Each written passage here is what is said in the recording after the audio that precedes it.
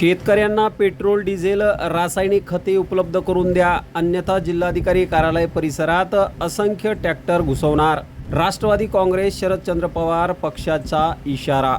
कृत्रिम इंधन टंचाईच्या पार्श्वभूमीवर खरीप हंगाम तोंडावर असताना शेतकऱ्यांना शेती कामांसाठी अडचणी झाल्या आहेत.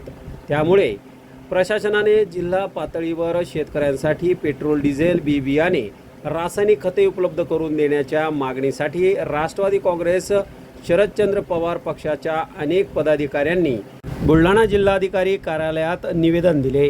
आमच्या मागण्यांचा गांभीर्याने विचार केला नाही तर शेकडो शेतकरी जिल्हाधिकारी कार्यालय परिसरात ट्रॅक्टर घुसवतील असा इशारा जिल्हाध्यक्ष नरेश शेळके यांनी दिला आहे.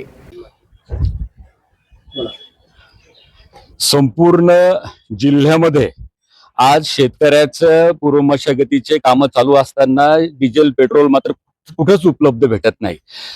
मुख्यमंत्री सांगतात की प्रचंड डिझेल आहे आमच्याकडे, परंतु लोक मात्र डिझेल पेट्रोलसाठी मेटाकुटीला आले आणि हे फक्त स्टंट करत त्या ठिकाणी आहे.